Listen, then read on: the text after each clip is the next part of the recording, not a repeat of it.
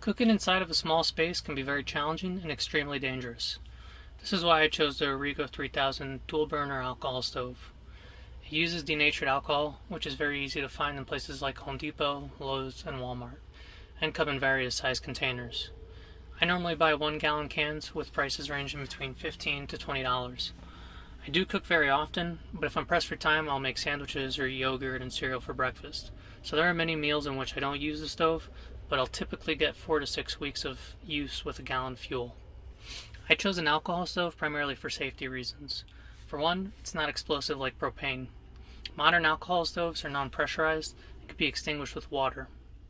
The second reason, alcohol burns fairly clean, however it's not 100% safe. Depending on the manufacturer, there can be a small percentage of toxic chemicals in the fuel, and carbon monoxide will still be an issue, so good ventilation is very important.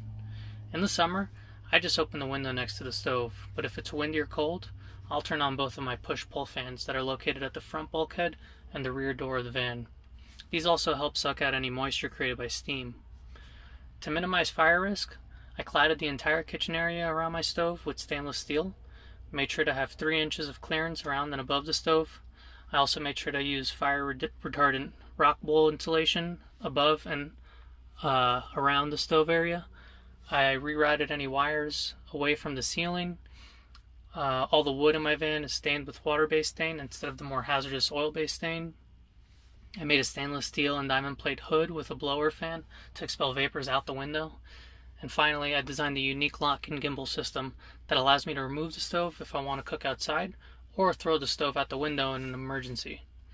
Having a gimbal is extremely important in a vehicle. Most times, the ground is not level, and this can make cooking very unsafe.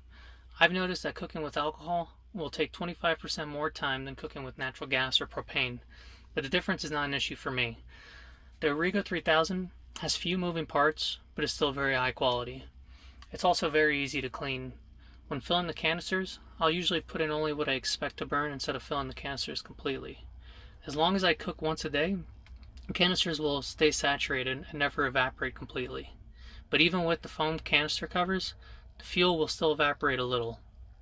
Pouring the fuel from a full can can be a little tricky, so I use this $3 flexible filler tube that I found at the paint section of Tractor Supply. It presses onto the spout of the can.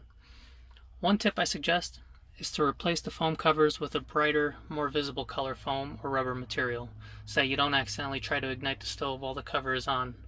I'll admit, I've done this with the original covers, melting holes in them, and have not done this since replacing them.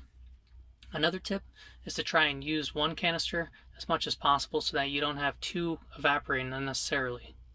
This has caused me to change the way I make certain foods. Of course, this isn't always possible with every dish, but I also try to use only one pot or pan.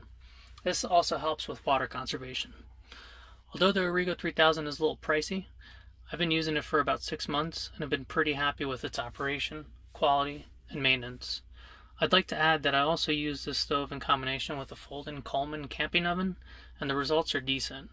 The oven reaches about 300 degrees, which isn't very practical for most meals, but with enough time it'll do the job. I use it primarily to reheat food or make prepackaged baked goods like muffins or cookies. I'll be making a video about it in the future, so check back if you're interested. Thanks for watching my video, and if you found this helpful, consider hitting the like button or subscribing to my YouTube channel.